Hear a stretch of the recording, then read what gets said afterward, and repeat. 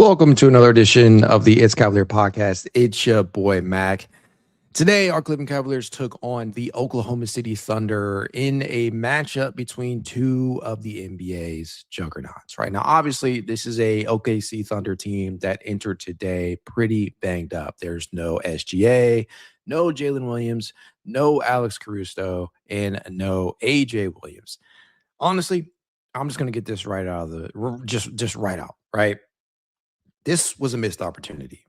This was a missed opportunity for the Cleveland Cavaliers. Winners of 7 straight. I'm not gonna sit up here and sugarcoat it. This was one of those games that I felt that walking into it was never going to be a victory just penciled in. Never can expect that to be the case when you are facing the Oklahoma City Thunder. They are well coached, they are deep in terms of roster construction, and they know what the hell they're doing, right? This is the reigning champions we are talking about here.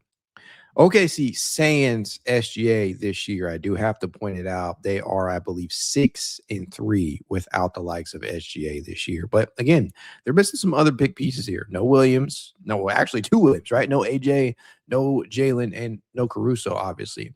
Those are some big time names. And today you saw Isaiah Hartenstein, and Chet Holmgren really put in a lot of work to help lead this OKC Thunder team to victory. Now, obviously, you do have to give them the credit that they deserve. I'm not going to go away from that because anytime you see this team play, even when they're undermanned, they usually are putting up high-level efforts. They do a lot of things well. They're really physical out there. That is really probably proven and driven home by how much they're able to dominate teams at the point of attack by getting extremely handsy with them. Sometimes it can be borderline ridiculous. I think that you sit up here and you watch any amount of film with the OKC Thunder team, and they get away with a lot on the defensive side of the ball. You see Cason Wallace, you see Lou Dort is probably the biggest example of it.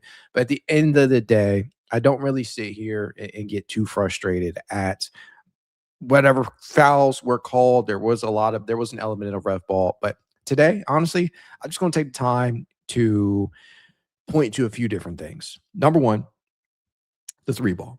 We have consistently talked ad nauseum about how the Cavaliers can get beaten in terms of the perimeter shot. And that happens a lot of times for the Cavaliers, not solely because they're just not running teams off the line, not because they're failing to close out all the time. Don't get me wrong, that will happen. But a lot of times this is happening because of second chance opportunities. They're not pulling down defensive rebounds on key possessions, and it leads to so many wide open triples for teams. I saw it happen a ton of times today, and I'm sure you guys did too. That led to 21 of 41 for the OKC Thunder today. They shot 51.2% from three-point distance. That is absolutely ridiculous. Isaiah Joe hit 6 of 11. Cason Wallace hit 4 of 8. Jalen Williams hit 3 of 5, right? Kenrich Williams, he hit 2 of 2. It really just felt like everybody was knocking down triples for them today. And of course, a lot of that was simply because the Cavaliers gave up so many offensive rebounds. They won that battle handily to the point where they scored 17 total second chance points to Cleveland's 8. I mean, there's no real way to sugarcoat that. The Cavaliers got absolutely eviscerated in terms of the rebounding battle today. Yes, Jarrett Allen was out there fighting for everything that he could. I saw Donovan Mitchell pull down a solid amount out there. Hell, Jalen Tyson really probably should be getting more time than he is. He played 15 minutes and 45 seconds today. We'll talk about Jalen Tyson here in a little bit because I do have an issue with the rotations that we're seeing, at least in what we saw today. But yeah, that just cannot happen. They pulled down 13 offensive rebounds. Granted, Cleveland pulled down 12 themselves, but they gave up so many second chance opportunities. There are so many different things that occurred today, but the rebounding, especially on the defensive side of the ball, allowing OKC to generate so many second chance opportunities. The defense on the perimeter, specifically as it relates to that three-point shot, a lot of them being tip outs and passes to the perimeter after an offensive rebound is pulled down. So many of these different things that led to the Cavaliers dooming themselves. The turnovers. We can't not discuss the turnovers.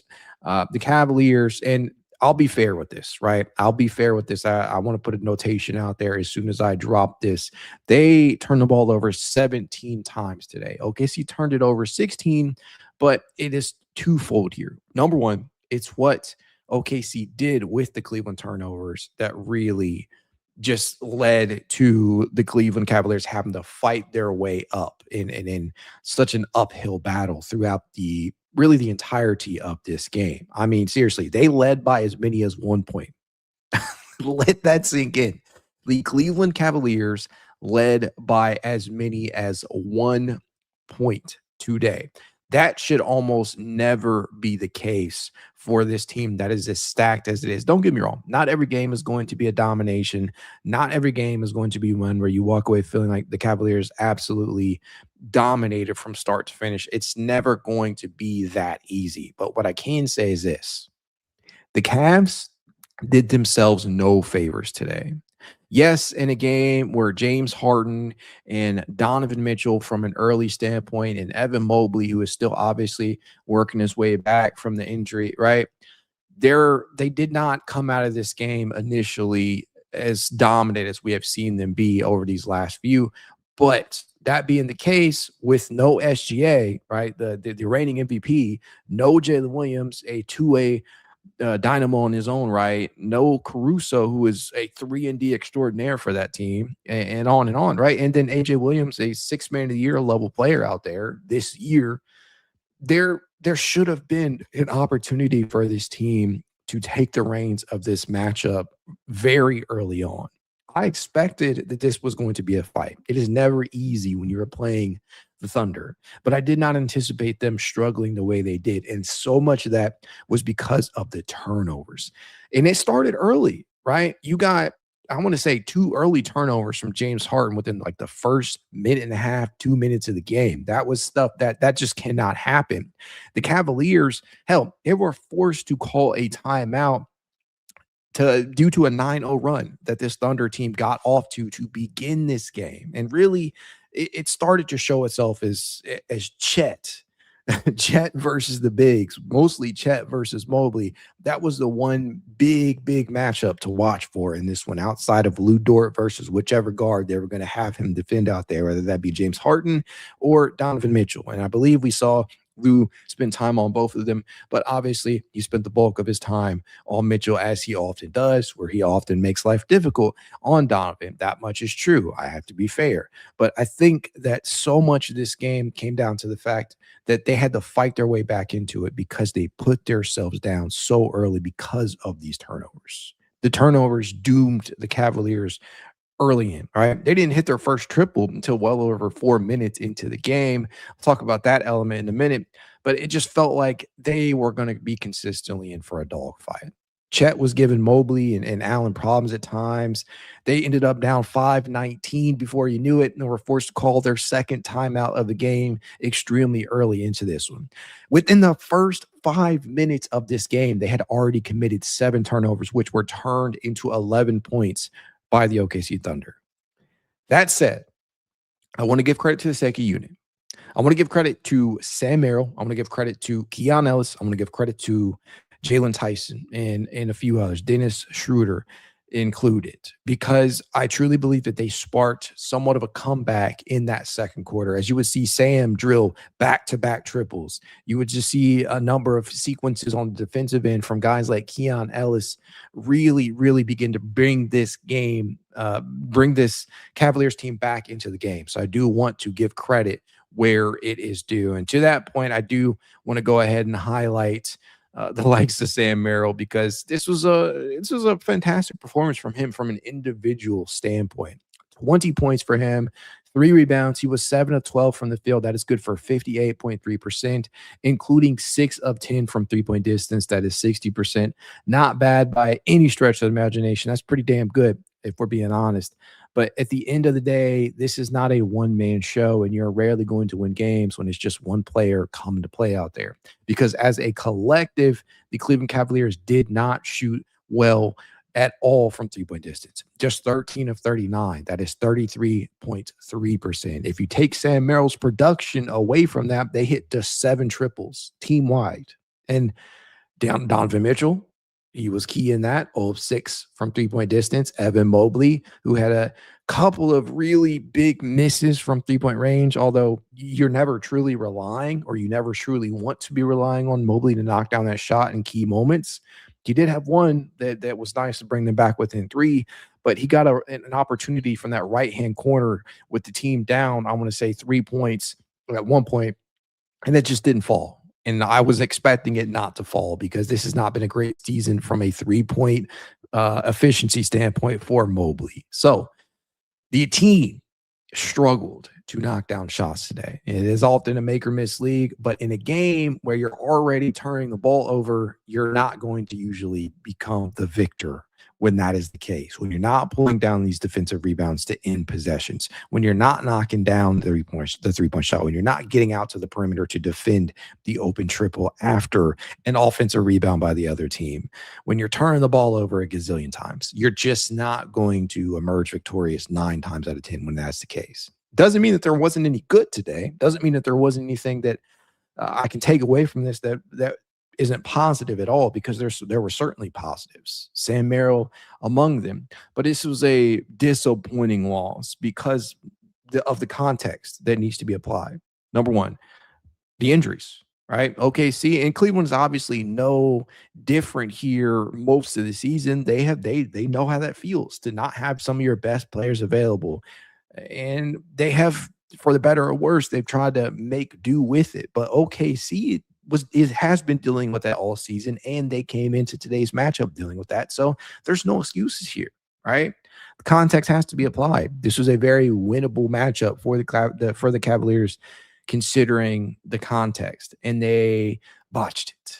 And even more so than that really pisses me off is the fact that, right, you look at the standings today, and the Cavaliers enter today as the 4th seeded team in the East, obviously, and there's so small of a margin between the 2nd seed and the 4th seed in the Eastern Conference, right? You got New York at 36-21. You got Boston at 36-19. A win today very well could have pushed the Cavaliers into the top 3, maybe even I'm not really certain how they calculate these things sometimes, I must admit that. But I think they, at worst, could have emerged as the 3rd seeded team today, which would have been nice to see. Now, Boston still 2 up in the loss category. I think that still would give them the upper hand, no matter whether or not Cleveland would have won today or not. But at worst, you could have jumped into that 3rd spot. Again, such a small margin, and the Cavaliers can ultimately get there, but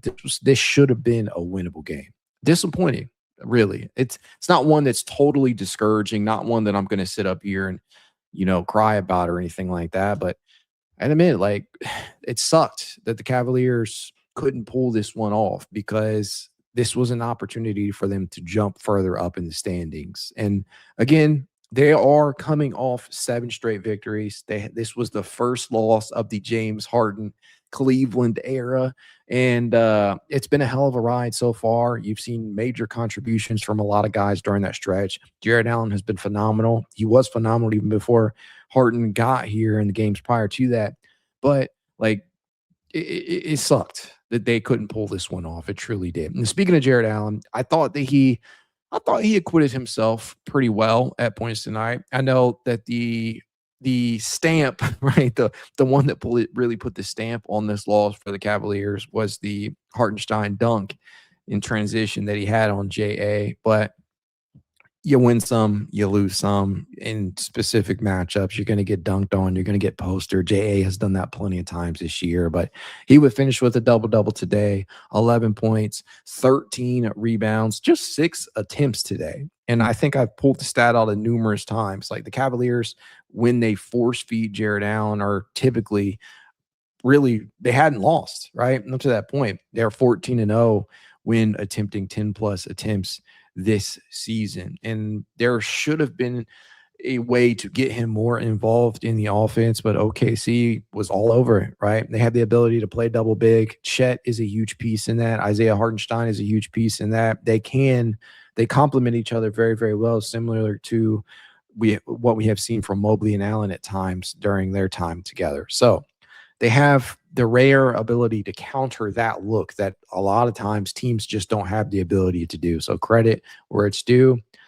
Don't want to sugarcoat anything. This is a loss that I feel like the Cavaliers should have been able to not have. It just sucks that we get here and we move. That's really everything that I can take away outside of some of the smaller things that occurred today. Keon Ellis. Let's talk about Keon Ellis for a minute. Keon Ellis is a defensive stud out there. He is somebody that is so dynamic.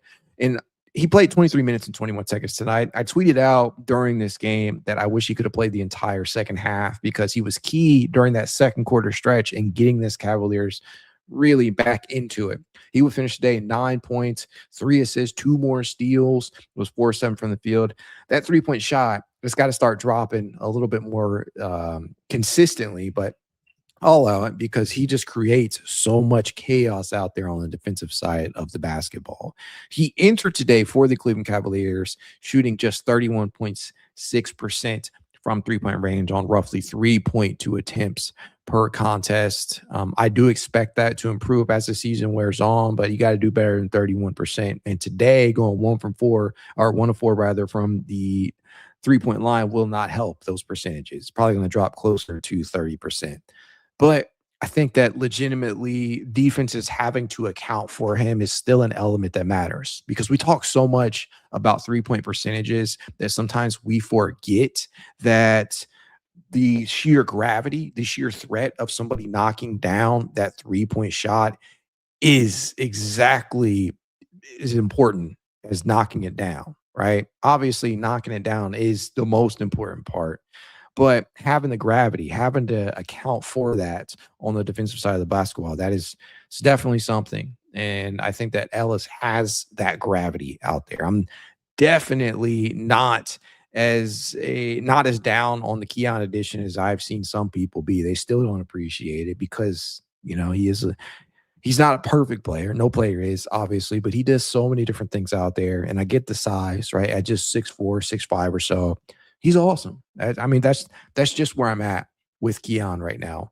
I do have to be honest about something though, because I'm sure I'm not the only person that saw this, and I don't want it to come down to me sounding like I'm down on him or I'm not or I'm not a fan of him. But I was a little disappointed with what I saw from Evan Mobley today.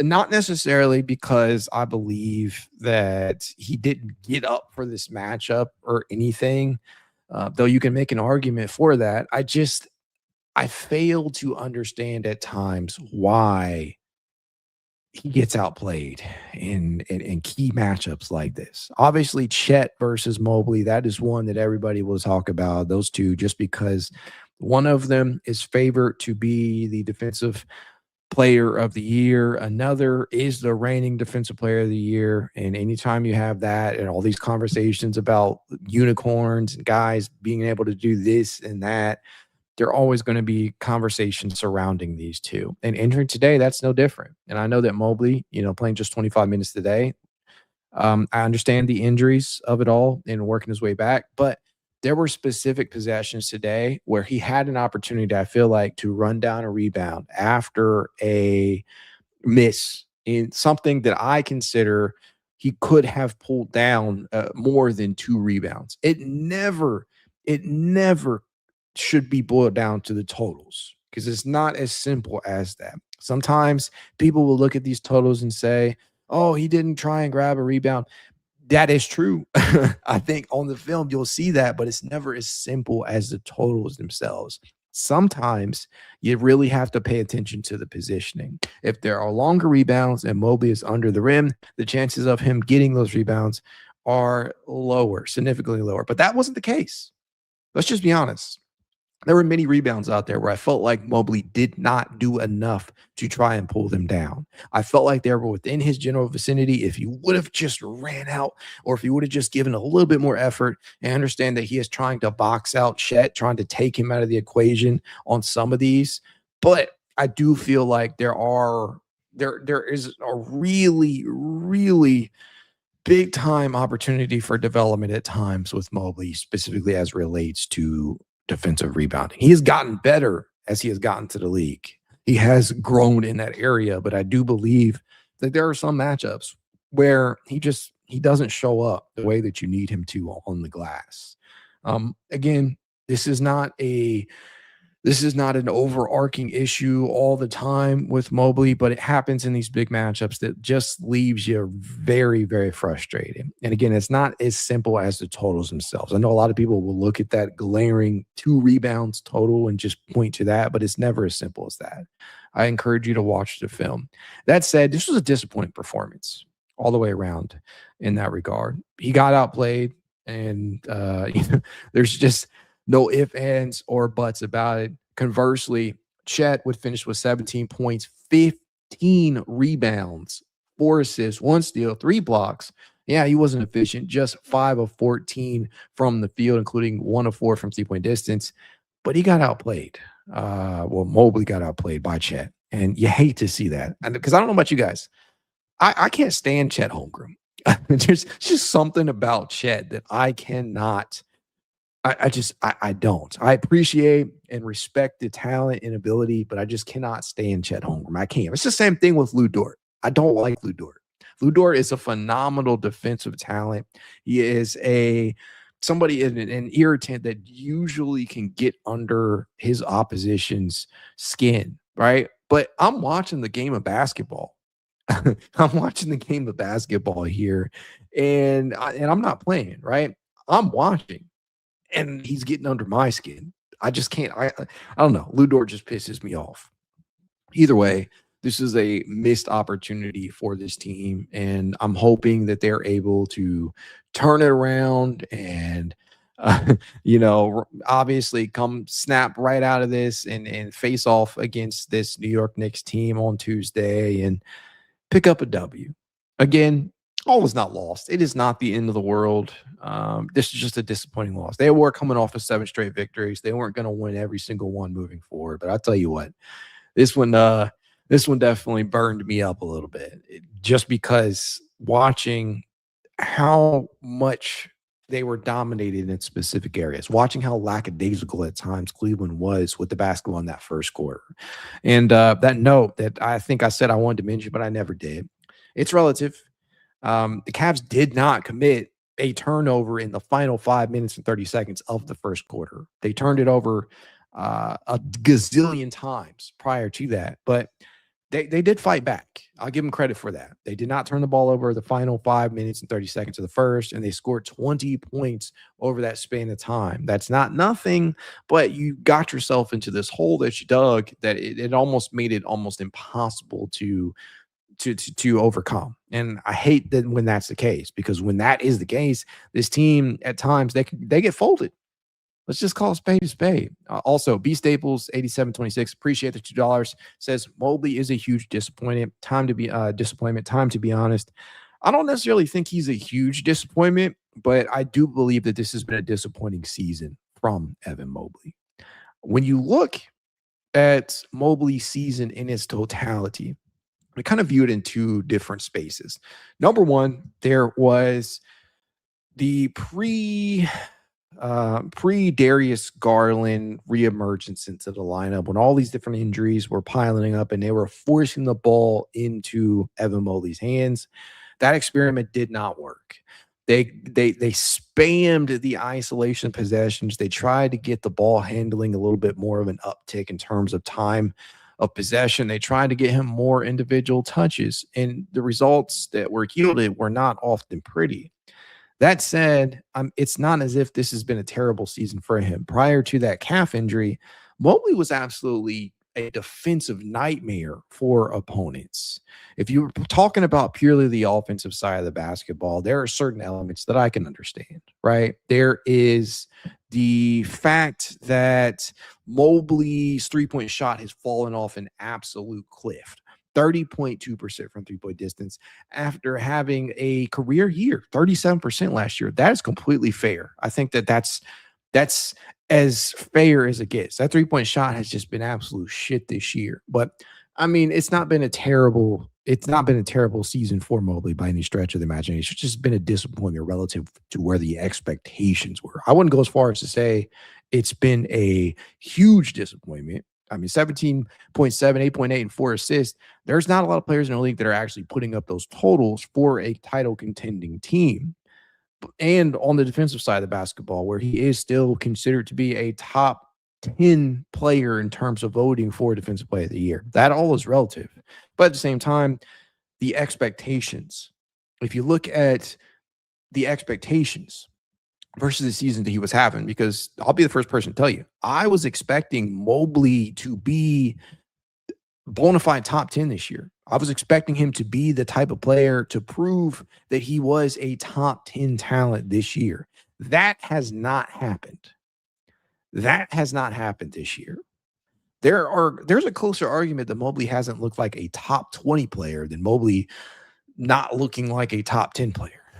So I think that there definitely is smoke where there's fire of him being a disappointment, but huge disappointment. I don't think I can go that far. It just depends upon where you go in terms of that scale, right? What were your expectations entering the season? I just gave you mine, but that's where I'm at. I think that considering the two-way level of play, there was a lot of talk about him being a top 10 player. I mean, you look at all the rankings, a lot of them had Mobley anywhere in between spots 13, 14. Some people had him on the lower end around the 18th or 19th spot. But again, this is not me just talking out of my ass. There are a lot of people that believed that Mobley would be a top 10 type of guy this year based upon the trajectory that he has shown last season prior to the injury in the playoffs. It's I don't know. Nicotine 2977 says Mobley is top 40 at best. Okay, now I'm gonna need y'all to get your heads back on, right? Mobley is not top 40 at best. I mean, come on. You guys, you're seeing this and you're understanding that not all things in terms of development are linear. But if you really think that Mobley, after the season he had last year, after winning Defensive Player of the Year, after getting that first All-Star, if you really think that he is not at least a top 30 player in the NBA, top 25, I don't know what to tell you guys. I mean, honestly, this year has been a disappointment, and that is fair. But I think your head is in your ass if you think he's not at least a top 40 player. It's fine to say some of these things. And I think it's fine considering that Jarrett Allen has looked phenomenal. But you wouldn't exactly consider, you look at somewhere the outlets ranked. You look at where some of the outlets ranked Jarrett Allen prior to this season and in season. I mean, it's not exactly top 50, a big time players himself, but rankings are subjective. All I'm going to say is this. If you don't think Mobley is at least top 40, there's not anything that I can tell you to change. I can't put a lot of stock into your opinion. And if that's what you think, definitely disappointing this year. But not top 40. That's ridiculous, in my opinion. Let's see here. Antonio Gilmore says, why don't we punch first against some of these elite teams? Playing behind damn near the whole game took a toll on us. That's completely agreed, right? The turnovers, obviously, there's not a lot of punching you can do when you're consistently turning the ball over. Like, again, they got off to a 9-0 run because of some of these turnovers that were committed, some of them by James Harden. We're not going to sit up here and act like they're not capable of punching some of the elite teams. They played some elite teams during this stretch, and I think that they're on the right track. Obviously, we're still pretty early into the James Harden tenure, but this was a disappointing loss nevertheless. Playing from behind, though, you turn the ball over 17 times. You allow the opposition to score 31 points off of those. You don't pull down defensive rebounds. You allow that three-point shot to fall on the other end. You're not going to win. And then combine that with the fact that you're not hitting shots outside of Sam Merrill. And yeah, it's never just going to look that great. R. Speller says first loss since January 30th and first loss in the James Harden era. Yeah, I mean, I'm not, again, this is disappointing. I've said that word like 15 million times already, but it's not the end of the world. It's really as simple as that. John Bontea says, as soon as he came in the third quarter, immediate turnover. Let's see here. Unit Doc Ryan Nated says, winning on road against one seed isn't easy, especially when Kenny lets it go to minus 23 in first quarter. Yeah, I mean, you're down 23 up to that point, and you need your second unit to kind of get you back into it, which they did. You saw Sam Merrill, Jalen Tyson, Dennis, Keon, these guys come in and really try and put their stamp on the game. And I thought that they did, but this should have been a win. This should have been a game, considering the context that the Cavaliers had everything they needed to get it done. They had their best players available. The only real rotation caliber player that Cleveland missed today, Max Strus. And Max Strus hasn't played all season long. So that's not an excuse. You had your full complement out there. Yeah, you got some of these new pieces, and Kenny is still trying to figure out rotations, but there were no excuses for this team not to be able to bring this one home. And that's what it simply boils down to. And speaking of that talking point that I wanted to speak on earlier, Kenny Atkinson in these rotations. After the James Harden trade, after the not really the James Harden trade, after the DeAndre Hunter trade in specific, when you got smaller, technically, you got you got Dennis Schroeder at 6'1", you got Keon Ellis at 6'4", 6'5" on a good day. They both play bigger than their size, but obviously you got smaller because DeAndre Hunter is 6'7", 6'8". I mean, you're forced to lean on smaller rotations because Dean Wade, and let's just be honest, right? I still believe that Dean Wade is that same statement that I made the other day, is if he can shoot 36, 37% from three-point distance on decent volume, he'll keep the job. But if he's not doing that, Jalen Tyson will come in there and snatch that. I said that verbatim. But even with that, like, you're playing undersized because you're wholly reliant on some combination of Dean Wade, Naquan Tomlin, and Jalen Tyson to play those minutes at the 4. And that's not always going to be a recipe for success, depending upon the matchups. We know that Tomlin and Tyson give you a lot of energy out there, and they are really good rebounders positionally. But at the 4, that's not always the case, especially for Tyson. The minutes at the 4 have been not great for Jalen Tyson this year. I just want to understand where we are with this rotation, though, because as of today, Kenny Atkinson played a rotation of about, let's see here, 6, 7, 8, 9. They played 10 deep today. And that's with everybody sans Max Strus. Your second unit was Sam Merrill, Dennis Schroeder, Jalen Tyson, Keon Ellis, Naquan Tomlin. You didn't play a true center because Jarrett Allen and Evan Mobley often switch off and playing those backup center minutes, and you saw that at points. And so you got some things to figure out here. You're relying on Dennis Schroeder a lot of the time in that second unit to be your third ball handler, and sometimes he will play off the ball. And you're relying on Jalen Tyson and Naquan Tomlin to bring the size. And that's just not always going to be a great plan. And that's why there's this case for Dean Wade's minutes to come off the bench as the backup 4. But again, it's one game against OKC. And you can argue that these are the types of matchups where you really need to have a solid answer for who is going to be earning those minutes. But I think you saw Kenny Atkinson kind of, assert the fact that things needed to be switched up. You needed to be switched up in that third because they started the third with Sam Merrill in place of Dean Wade at the 3. That is who drew the start in the second half of this game. And you couldn't argue with that decision because of the hot shooting of Merrill. So it's still a work in progress. That's what I'm trying to say.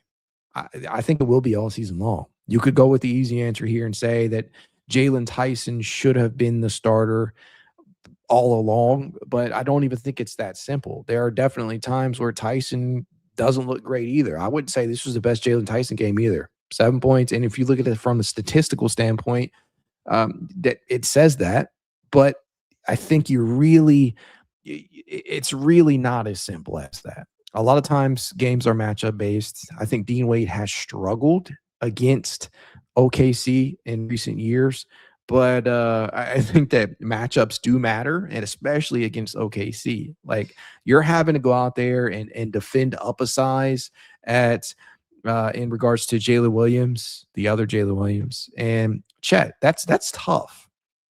That's a tough assignment because they're asking Jalen's minutes to come at the 4 when Naquan Tomlin's not out there. And again, those minutes have not always been great. And so obviously Jalen's not going to have the funnest time out there. He's not always going to look great when that's the case. And as a result, he would finish today 2 of 7. 2 of 7 from the field, including 1 of 4 from three-point distance. That's all I know. That's all I can say. Maybe I'm not reading this right, but I'll just throw it out there. Thunder Roll says, by the way, my friend, it's AJ Mitchell, not AJ Williams. Yeah, you got me. I think I did say that earlier on top. You got me. Either way, yeah, AJ Mitchell, who has been a 6 man of the year level player, and Jalen Williams, the other Jalen Williams. You got to contextualize the two for what they do. But Jalen, the Santa Clara College, that Jalen Williams missed today. So did AJ Mitchell. Either way, with that context being applied, they should have been able to win this game, and they did not, and that sucks. Frisky Whiskey says Tyson choked on offense. He stays on bench. Phil Cord says Mobley needs to man up. All the talent in the world. He just needs to get pissed and play like a man. Peaceful Warrior says, I want to see Mad Max back in the lineup, man. I mean, I think we all do. Let's see here. FN 1997 says, Allen played awful. He got butterfingers. Trump is him. No, he ain't. Says, don't bring LeBum back. John Matias says 21 to 41 from 3. Yeah, I mean, OKC was absolutely destroying Cleveland from 3-point distance today. If like Spo says, you can tell Jalen is still learning to play with James because he hasn't had that great since. I understand what you're saying. He hasn't had a great game since he came here. He also says, why are they not running folks off the 3 and forcing them into Allen or Mobley? I've often wondered this, why they're not trying to funnel them into the bigs. But again, I mean, OKC they've been a team all season long that will make teams pay for those second chance opportunities. And Cleveland, they've not been great at defending that 3-point line. And that is doubly so if you're allowing the offensive rebound. So it sucks. It sucks. Oh, man. The worst part about losses like these, especially after they come against elite opponents and they come against teams that should honestly be viewed as title contenders in their own right, and they are, because they are the reigning champs. The worst part about losses like these is that it brings out all of this flood of emotions. It brings out this flood of emotions because you're coming in off of a 7-game win streak. And the second that you experience that first loss after that win streak, everybody is ready to call everybody out. I'm not going to sit here and act like the world is ending. I'm not going to sit up here and discuss and throw blame where I feel like it deserves to be levied outside of what I've already done. I think criticism is valid, but I do think that we look at we look at some of these small 1-game sample sizes and we want to over contextualize things. We want to overreact to specific things. I want to see how they rebound against the New York Knicks. That will tell me a lot more than this loss, because again, they entered winners of 7 straight. They were really, really looking dominant out there. They had some close calls in some of those games during that stretch, but I'm more interested to see how they respond against this Knicks team than I am in this loss, because I do legitimately feel like they showed some fight and some effort after that first quarter. That was pretty dreadful. And I think Nicotine says it best here. He says, Harden honeymoon phase over. Yeah. Basketball Gooner says, again, we have to remember it's only February. On top of that, the current team has only been together, uh, less than 10 games, bounce back against New York and take care of business. Yeah. So, I mean, I'm not going to sit up here and act like the world is over like some people might and try and point fingers and make these declarative statements just because it's one game. It's one game. If we were doing that after that 7-game stretch they had where they didn't drop a single L, we could pencil them in as title contenders and there'd be no need for a talk show like this, right? RA911 says, we'll face them again. We'll be different next time. I guarantee that. Maybe next year. Cav says, you know how they'll rebound, Mac. Let's be serious. Dr. Claw 77 says, tired of how this team plays defense, though. Only the two Kings United don't seem to have that overhelping instinct. Let the bigs handle their guy on defense. And let's hope it stays that way in regards to Keon and Dennis, just because, like, this team, because many of these pieces have been together for so long, they have developed this tendency to overhelp. And we want to hope that Keon and Dennis don't buy into that and start overhelping themselves. Let's hope that that's the case. Let's hope that that's the case. William G4J says the two also runs who played All-Star game. Williams out of their ass. That was the difference. They'll never play that way together again. They may not. This is a really good OKC team, really deep OKC team, the best team in the league, in my opinion. John Matias says, every time we lose to a good team, you say it's just one game. Well, I have to tell you this, John, that's because it is just one game. Did they play more than one game? No, I don't think so. But I think that considering this team is coming off of 7 straight victories, I think that would buy them a little bit more. That would buy them a little bit more. So I don't know. I'm trying not to snap just because I feel like it literally is one game. I don't know what to tell you, but again, I'll leave it at that.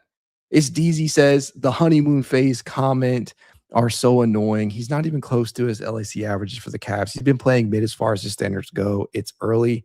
To be quite honest with you, I don't really mind some of the passiveness that he has played with from an offensive standpoint, because I feel like what he's trying to do is get a feel for where guys need to be. We know that James Harden can get to his spots.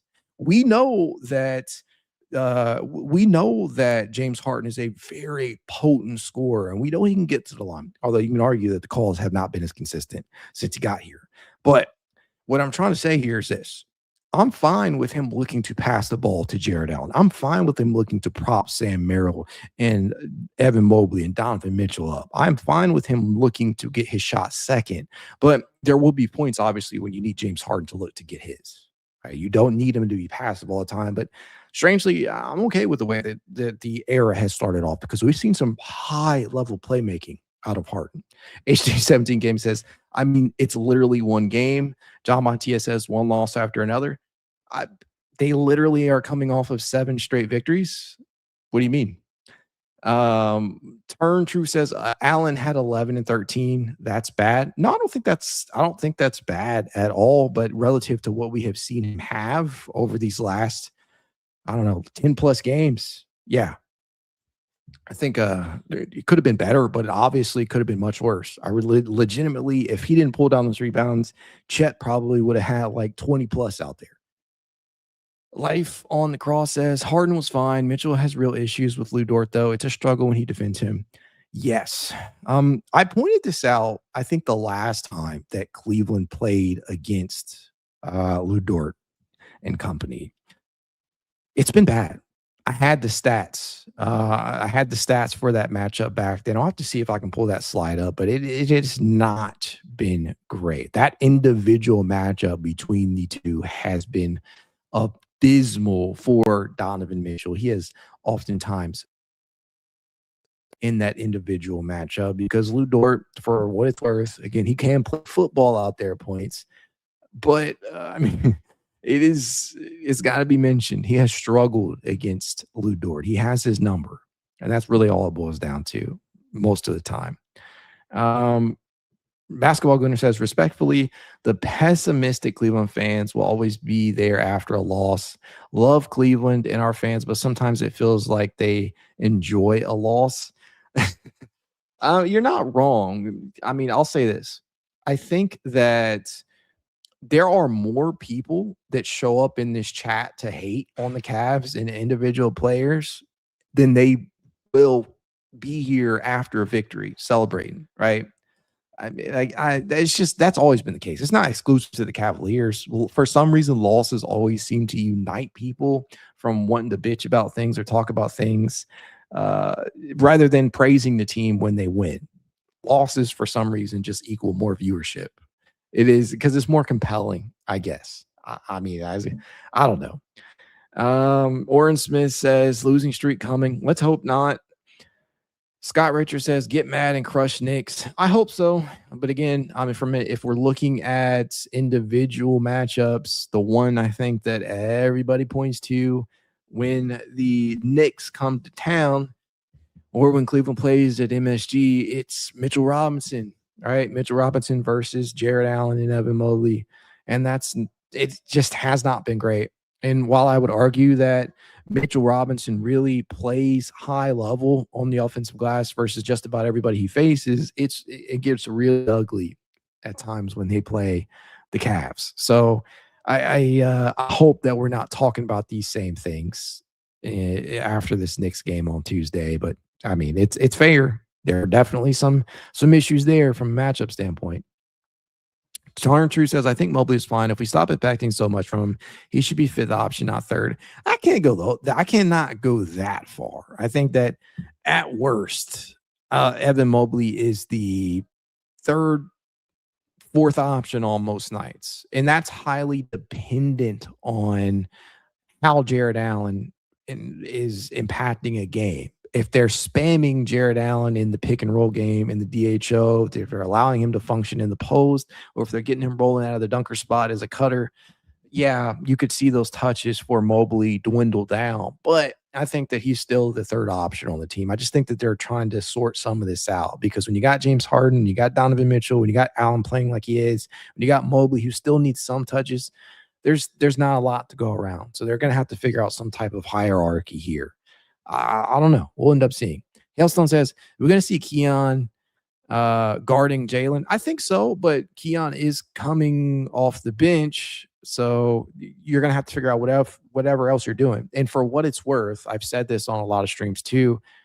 Jalen Brunson has often struggled against Dean Wade in isolation. If you're getting Dean Wade to start at the three, you know that that's the matchup that he's going to draw. Jalen versus Brunson versus Wade is usually pretty good. Let's see here. I think that's probably about it for tonight, guys. We'll hopefully be talking about a victory here come Tuesday and not get too overreactionary. We'll end up seeing what happens, but I'm not going to get too low after a loss like this, and I can't get too high after a victory if we win against the New York Knicks because again, it's February. We don't really know what the rest of the season will yield. And again, at the end of the day, this whole James Harden experiment is going to be the real results will showcase themselves in the playoffs. That's why they made this trade in the first place. That's exactly why it happened. And I think that's pretty straightforward, pretty simple. If you guys are still here by now, whether you're on Twitter or YouTube or anywhere else, consider hitting that like button, subscribe to this Cavalier podcast. If you're not yet a subscriber, do the same for Positive Hooper while you're at it. If you want to support the show in a small but healthy way, consider becoming a member over on Patreon. You can do so for as little as $1 a month. You can do it on YouTube too. But even if you don't, you know your boy will still be here creating the content because I love this team and I know y'all do too. Go Cavs.